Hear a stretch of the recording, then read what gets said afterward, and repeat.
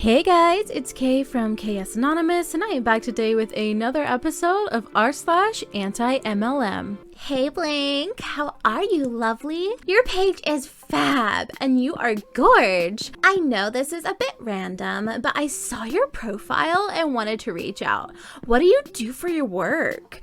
I ask as I notice you are big into beauty and staying healthy. I have my own health, wellness, and lifestyle business, and I am looking to partner with a couple more positive and entrepreneurial women, just like yourself. Are you open to new business ideas? Might not be for you, but are you up for taking a look? Sure. Is it Avon? Or Unique? Or Herbalife? Now it is called Arbonne. Do you want to know a little bit more about it? No. Posted my story over at r/Lularoe, and they thought this sub might like to read it too. So here it is, my Lularoe journey to hell and back.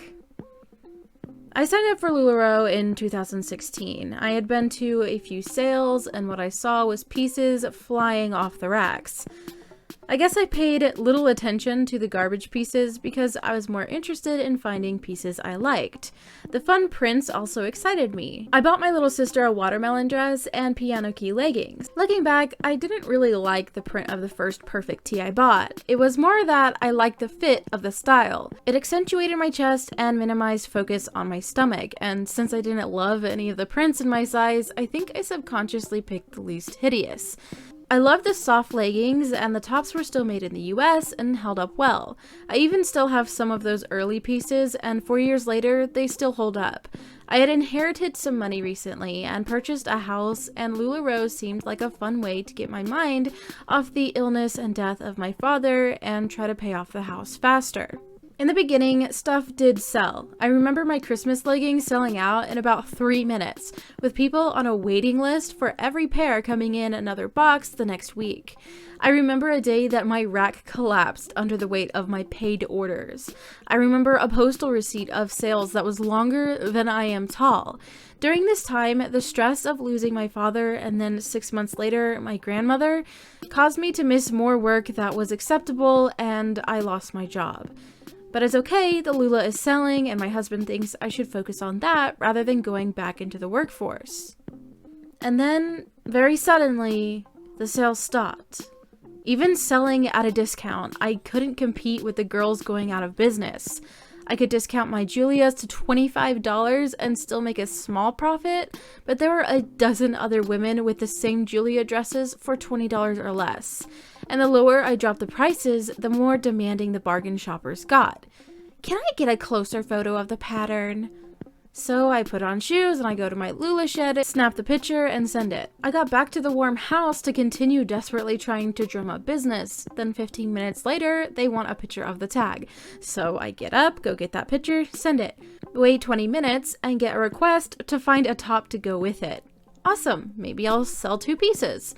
Send several shots of the leggings with tops, wait until bedtime with no response, go to bed, wake up to a barrage of messages berating me for not responding to the message they sent me at 3:27 a.m. my time. I answered them at 8, apologizing, explaining I am on the West Coast and was sleeping. Now they want a bigger discount and free shipping for their trouble. I explain that I am already selling at a deep discount, usually $12 to $17 by this point, and that if I go any lower and pay for shipping, I will lose money. So I lose the sale. Or maybe worse, the Karen points out that the $12 shipped she is offering me is better than nothing, and admittedly, I could really use the $9 I'll end up with after shipping. So I take it and hope I get a nicer pair with that $9 that maybe, just maybe, I can sell for $25. But no, I get more neon Doritos. So I start contemplating quitting. After all, they are offering a 100% refund, and I have taken on an entry-level part-time job to help make ends meet. They have been offering me more hours. Then I start hearing nightmares about women waiting months for their refunds. So maybe I'll give it one more shot and try to sell it wholesale and break even. But by now, wholesale is even more than people want to pay. Women are desperate and selling leggings they paid $9.54 wholesale for just $8 shipped. And by the time I give up, Lularoe has canceled the 100% buyback, blaming, quote, greedy consultants taking advantage of them as their reasoning. But my original contract does include a 90% buyback clause, but only on items you bought from them. If you bought from other consultants who were going out of business, you couldn't return that stuff, even though they encouraged us to buy from other consultants to try to keep them from selling deeply discounted to consumers. They also won't take collection items, so holidays and elegant are excluded. Good thing I rarely got those. So, okay, I can return about 85% of my unsold merchandise. What about the other 15%? Friends and family buy some pieces, but some of this stuff is just literal garbage. No one wants it. Eventually, I have a woman contact me. She likes the crazy prints for her grandkids and some of her friends. We agreed to $5 an item for my last 50 or so items, with me covering shipping. In the end, I get a refund check from Lularoe for a little under $4,000. There's a problem though. Between supplies, unmovable merchandise, failed marketing, I'm pretty buried in debt. That house we were going to use the Lularoe money to pay off faster has some equity, so we take out a $30,000 home equity loan. We pay off the debt that was accrued while I was out of work and trying in vain to make my business work. I now make a $225 payment every month, reminding me of the biggest mistake I ever made. For so long, I blamed myself. Lularoe told us that the only reason that we weren't successful is that we weren't trying hard enough. The women who quit were pigs, and if we just worked harder, we would be successful. We too could be getting 5 or 6 or even 7-figure bonus checks if we just tried. But the reality was, I spent all day on my phone doing everything I could think of to generate interest. I put together outfits, I created a loyalty program, I did giveaways, donated my duplicates to the YWCA, and supported local charities with my sales. I answered inquiries all waking hours. The only way I could have worked harder was by eliminating sleep and being available 24 hours a day till I dropped dead. It was my fault that I signed up. It was my fault that I ignored my gut feeling and disregarded articles that painted the brand I loved in a negative light. It was my fault that I took 6 months off after losing my job rather than going back into the workforce right away. But it is not my fault that my products couldn't sell for a profit. I'm not the one who produced hideous designs and oversaturated the market by allowing a 400% increase in consultants over about a year. I'm not the one who outsourced production overseas to factories that would make it cheaper, and I'm not the one who introduced millions of shoddy products into the market to destroy the once strong faith in the brand. Lularoe is run by crooks who care more about draining women of their money than they do about empowering women. The highlight of my life would be to see Deanne and Mark in orange prison jumpsuits and to see their fortune turned over to the families whose livelihoods they destroyed with their insatiable greed. As hard as I got it, I got off easy. There was never a struggle to put food on the table, and I never had to decide which bill to leave unpaid. I don't have children that were affected or neglected. I have read the stories of so many women who lost more than I. Of women whose children begged them to put down the phone or turn off the computer and be there with them. Of women who lost their homes or whose marriage fell apart. And it continues to this day. My state is currently suing Lularoe for illegal business practices, and I am beyond eager to see how that turns out. But even if they win, there is no way to undo the damage. We just move on and hope we learned our lesson. Yeah, that's really difficult to hear, and exactly the reason there are so many anti-MLM people, whether it's on Reddit or on YouTube or wherever else, because this is what we want to warn people of. Yes, it's fun to make fun of people being really cringy and annoying or whatever, but this is the core of the problem. These companies are taking advantage of people and ruining their lives because they're basically selling them a pyramid scheme with a product and promising them things they cannot provide.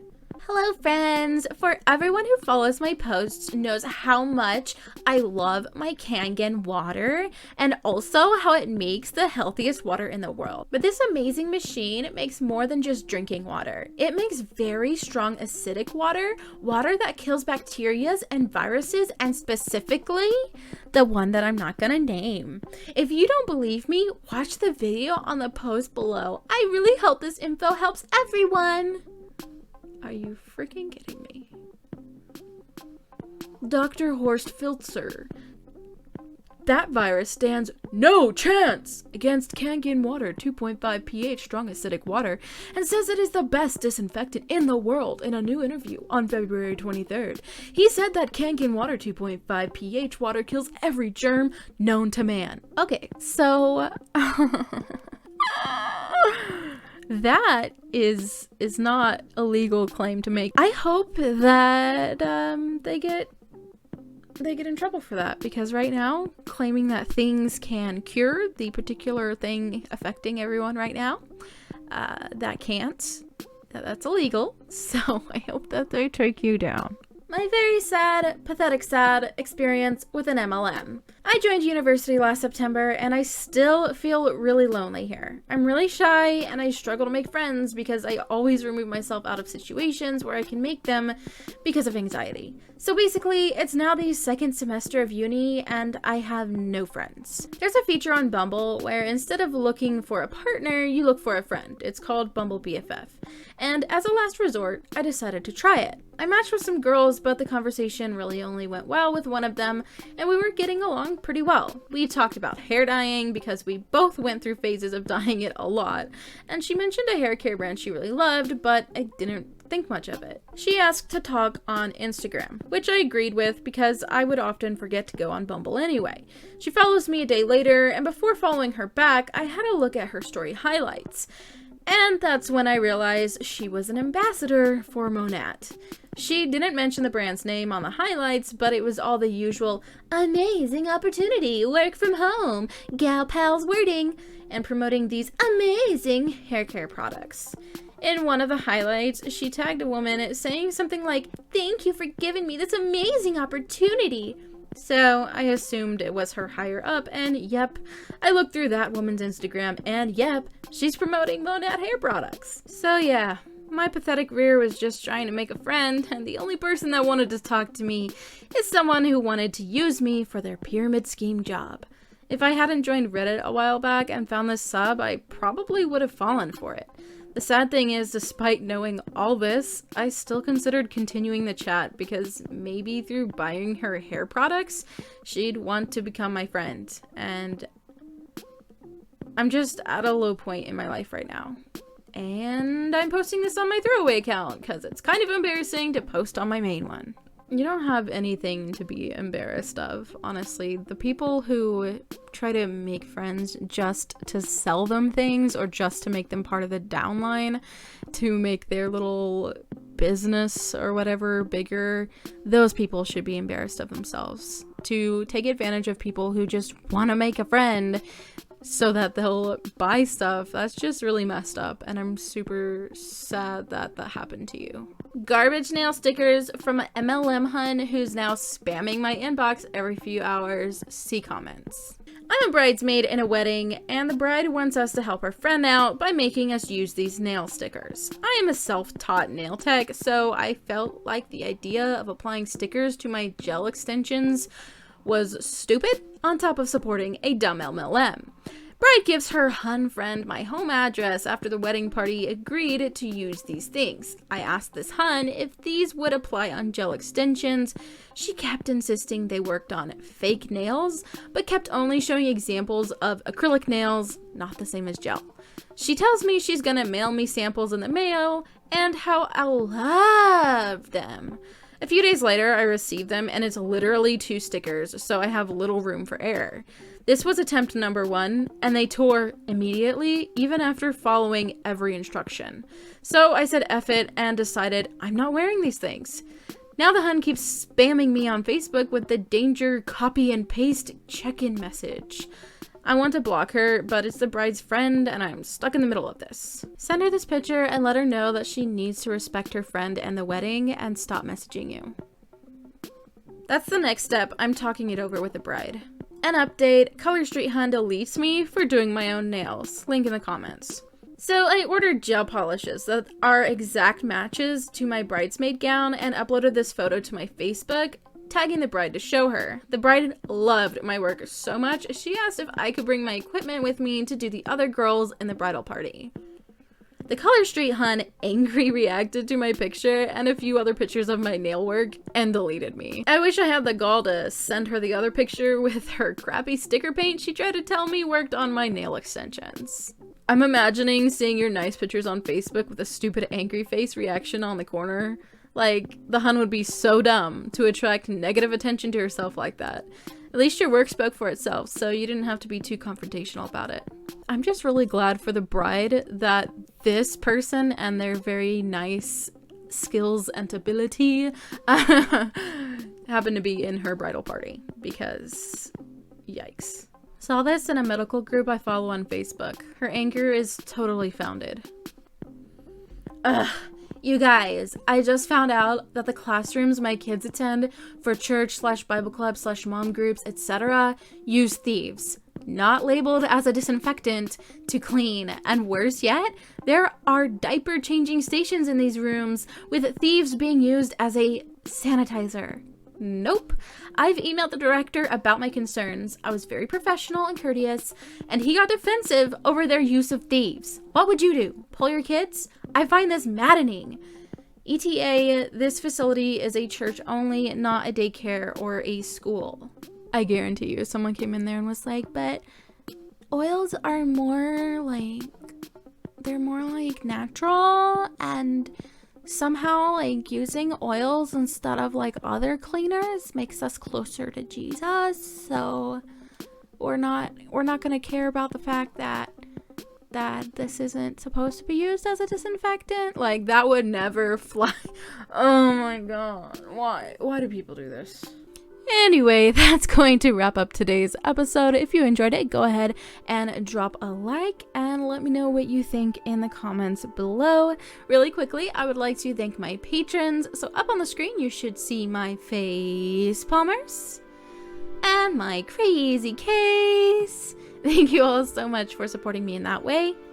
If you would like to become a patron, check out the original post from today's videos, or send me an email for possible inclusion in a future video. Be sure to check the description because it has all of that information. And I'll talk to you in my next video. Bye!